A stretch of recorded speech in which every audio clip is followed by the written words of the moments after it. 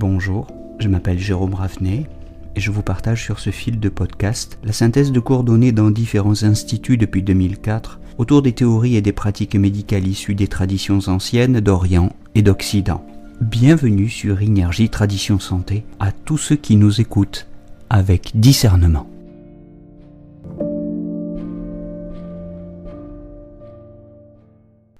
Bienvenue pour ce nouveau petit cycle de podcast consacré à la palpation des poux. La présente capsule est exclusivement consacrée à la question de la formation et de la localisation des poux radio. La question, c'est d'abord tout simplement de savoir de quoi est formé le pouls, qu'est-ce que ça contient ou qu'est-ce que ça exprime en médecine traditionnelle chinoise. Bien, la première réponse, c'est que le pouls exprime l'activité spécifique du qi du cœur et du poumon, du zongqi. En tout cas, pour ce qui concerne la régularité et le rythme du pouls. Alors que le pouls puisse avoir un rapport avec l'activité du poumon peut étonner ceux de nos auditeurs qui ont des connaissances en médecine scientifique. Par contre, on ne sera pas étonné évidemment d'entendre dire que le pouls a un rapport avec le cœur. Mais la médecine chinoise a évidemment bien d'autres choses à nous dire sur la formation du pouls. Le pouls a une relation étroite avec le qi de l'estomac, qu'on peut considérer comme la pâte du pouls, de la même manière, si vous voulez, que dans toute tarte, il y a forcément une pâte, même si c'est une tarte aux pommes ou une tarte aux prunes, il y a toujours une pâte. Cette pâte commune, c'est l'énergie ou le qi de l'estomac. Et si le qi de l'estomac est au pouls ce que la pâte est à notre tarte aux fruits, eh bien il nous reste à déterminer quel est ce fruit, quels sont ces fruits qui viennent composer cette tarte.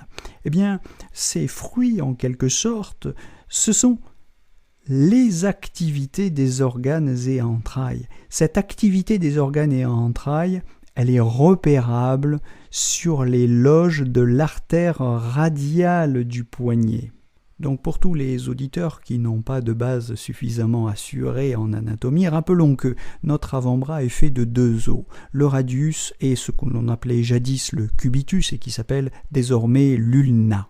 C'est en avant de la face antérieure du radius que passe l'artère radiale.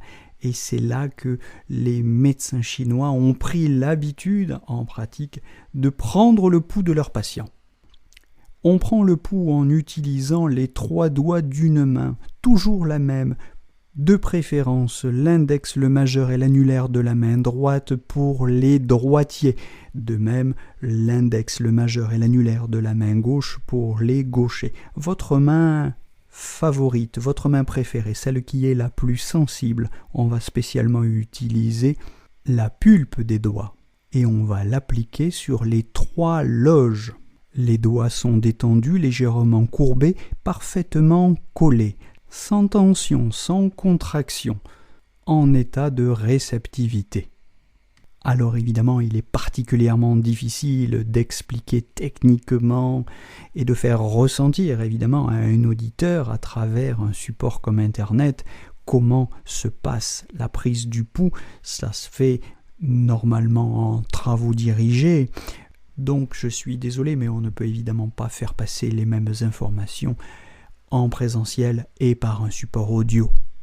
Néanmoins, on peut quand même essayer de compenser ces lacunes en allant aussi regarder sur Internet un certain nombre de vidéos. Alors, on peut, malgré tout, essayer d'aller appliquer ces 3 doigts collés au poste d'observation qu'on appelle le pouce, la barrière et le pied. Le pouce, c'est la loge qui se trouve la plus proche du pli articulaire du poignet. La barrière, qui va correspondre à l'imposition du majeur, c'est celle qui se trouve donc un petit peu plus éloignée du poignet.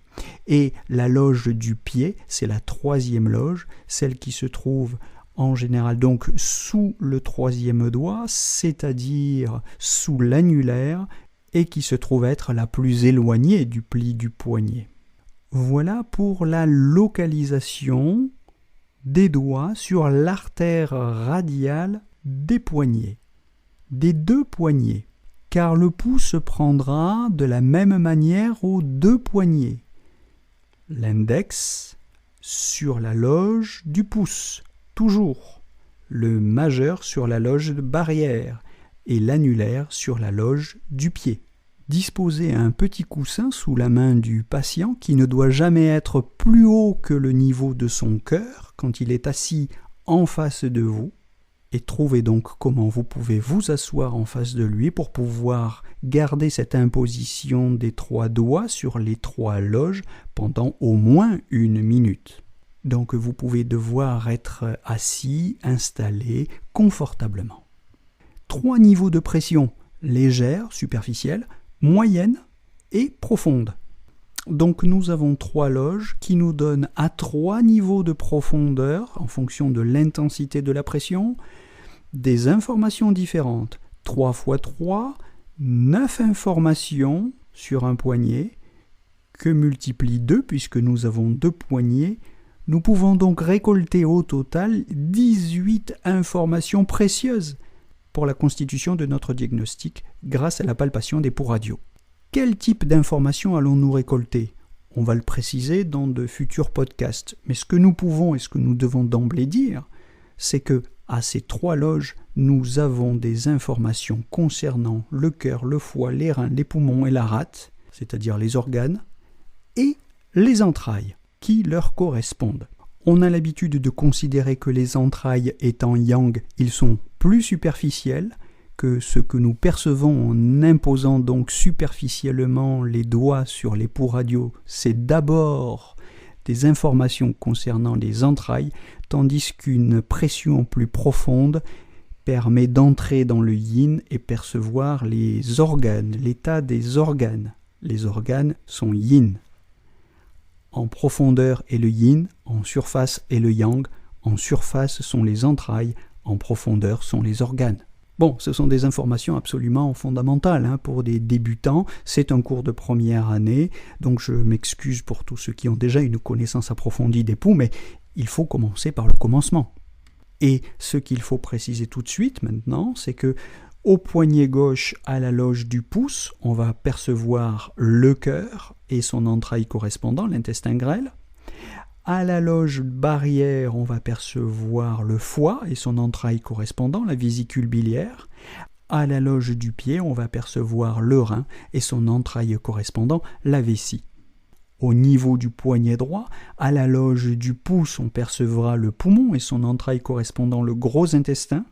À la loge barrière, on percevra la rate et son entraille correspondant, l'estomac. À la loge du pouce, comme sur le poignet gauche, on percevra le rein et son entraille correspondant, la vessie. Je récapitule en simplifiant.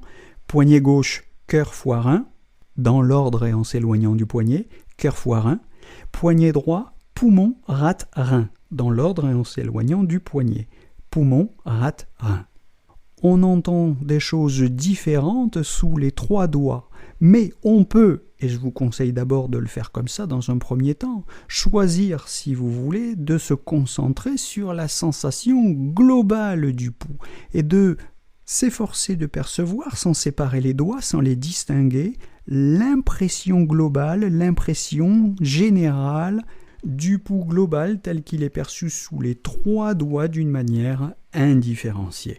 Alors si vous avez lu ou compulsé des manuels de médecine chinoise, vous savez qu'on peut aussi prendre le pouls à différents endroits du corps, notamment sur l'artère pédieuse, au niveau du pied, au niveau du 42 estomac pour être très précis. On peut la prendre au niveau du 3 rein, on peut la prendre à la carotide au niveau du cou, mais cette pratique est devenue relativement exceptionnelle.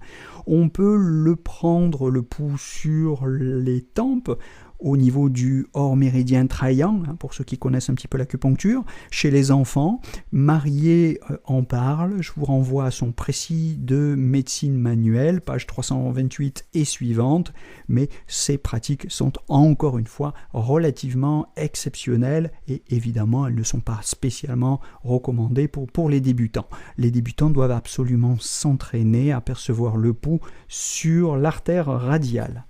N'allons pas trop vite, concentrons-nous sur l'essentiel et simplifions. N'hésitons pas à simplifier, du moins dans un premier temps, avant d'enrichir cette pratique. On verra comment et on verra pourquoi au fil de ces podcasts. C'est tout pour ce podcast sur la question de la formation et de la localisation des pour adieux. Je vous donne rendez-vous très bientôt pour de nouveaux podcasts d'approfondissement sur cette question absolument fondamentale pour le diagnostic de la palpation des poux.